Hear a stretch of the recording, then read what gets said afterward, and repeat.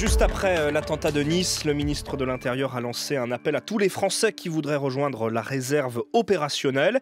Une mobilisation citoyenne qui existe déjà sous d'autres formes dans le domaine économique. Ça s'appelle le VIE, le Volontariat International en Entreprise. Oui, le VIE ou VIA d'ailleurs pour les administrations, c'est l'héritier de ce que l'on appelait jusqu'au milieu des années 90 la coopération, le service militaire civil, jusqu'à ce que Jacques Chirac décide de supprimer le service militaire purement et simplement en 96.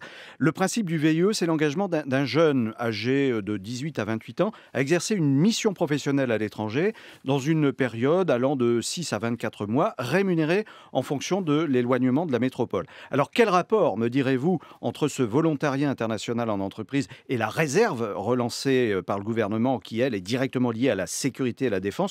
Tout simplement, le patriotisme, mais exprimé sous sa forme économique. On ne demande pas évidemment à un VIE de tenir les armes, mais de représenter son pays en lui offrant la possibilité de développer ses capacités en dehors de ses frontières. C'est le même état d'esprit, même s'il est vrai, beaucoup de jeunes le considèrent avant tout comme une occasion de trouver du travail et ne sont pas prioritairement motivés par des raisons réellement patriotiques. Mais du coup, ça fonctionne vraiment, ce système d'engagement volontaire? Il suffit de regarder les chiffres. Depuis le début des années 2000, près de 60 000 jeunes Français ont été accueillis par environ 6 000 entreprises. Chaque année, ce sont 9 000 VIE qui partent à l'assaut de 130 pays, avec le soutien notamment de Bpifrance, la banque publique d'investissement. Généralement, on estime à 95% le taux de jeunes recrues qui trouvent un emploi dans les 6 mois suivant leur mission. Mais tous les pays, on va dire partenaires de la France, ne reconnaissent pas encore ce système. C'est une bataille que continue de mener notre ministère des Affaires étrangères. Donc on peut parler d'une réserve qui ne dit pas son nom. Alors écoutez, le VIE, c'est à la fois une aventure personnelle, je le disais, qui permet de valoriser son expérience et dans le cas de diplômés, de transformer l'essai après les études supérieures.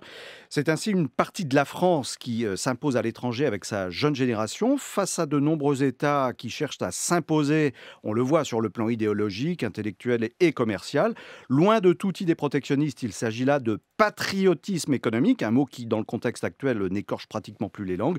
En tous les cas, dans un monde de plus en plus bouleversé, ce n'est probablement plus la question de souveraineté des États qui doit l'emporter, mais celle de l'influence sociale, économique et culturelle des États-nations occidentaux. Et le VIE français en est certainement l'une des expressions les plus concrètes. Le décryptage éco, merci Emmanuel Cuny.